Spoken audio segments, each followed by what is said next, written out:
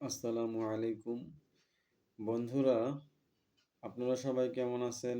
আলহামদুলিল্লাহ, আশা করি সবাই ভালো আছেন। আমিও ভালো আছি। তো আজকে আমি এমন একটা বিষয় নিয়ে আলোচনা করব। সেই বিষয়টা হচ্ছে যে আমাদের সমাজে অনেক ক্ষেত্রে দেখা যায় অনেক হিংস্র প্রাণী আমাদের যখন আক্রমণ করে, হ্যাঁ, কামড় দেয় অথবা আঁচড় করে। তো এরকম সমস্যায় অনেকে আমরা পতিত হই।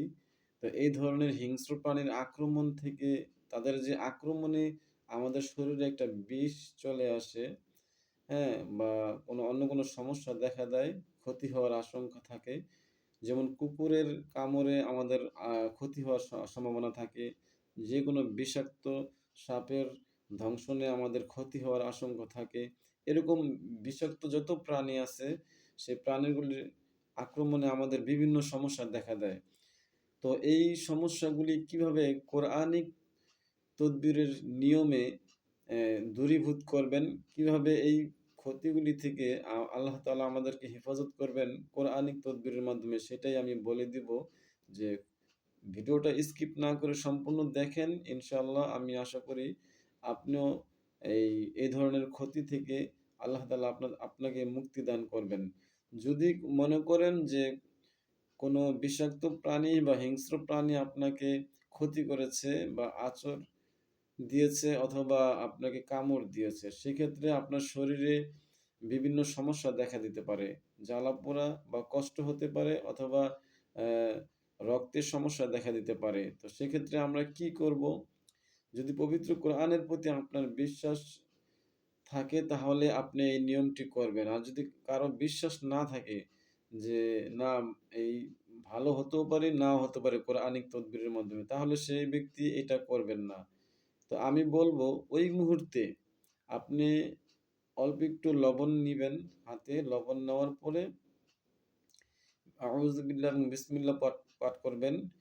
আগে দরুদ শরীফ পাঠ করে নিবেন ৩ বার। তারপরে আপনি শুরু করবেন যে বলবেন, লবণটি হাতে নিয়ে আউযু বিরব্বিস সিহহাতি মিন শাররি কুল্লি আকরাবিন ও হামদ ইন্নাহুম ইয়াকিদুনা কাইদা ওয়া আকিদু কাইদা ফামাহহিলিল কাফিরিনা আমহিলহুম রুয়াইদা। এভাবে পড়ে লবণের উপর ফুঁক দিবেন। এভাবে ৭ বার করবেন। প্রতিবারে লবণের উপর পরে ফুঁক দিবেন। ইনশাআল্লাহ এই লবণটি আপনি সকাল এবং সন্ধ্যায় এভাবে ৩ দিন খাবেন।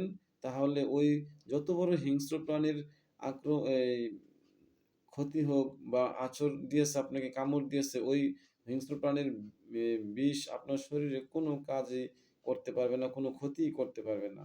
হ্যাঁ? ওই ক্ষতিতে আপনার কোনোভাবেই অসুস্থ হবেন না। সাথে, সাথে সবকিছু নষ্ট হয়ে যাবে। যদি কোরআনের প্রতি আপনার বিশ্বাস থাকে তাহলে এটা হবে। আর যদি বলেন যে না, হতেও পারে, নাও হতে পারে, এই ধরনের ঠুনকো বিশ্বাস যাদের মধ্যে আছে তারা এটা করবেন না, কোনো ফায়দা পাবেন না। যারা বিশ্বাস করেন তারাই করবেন এটা।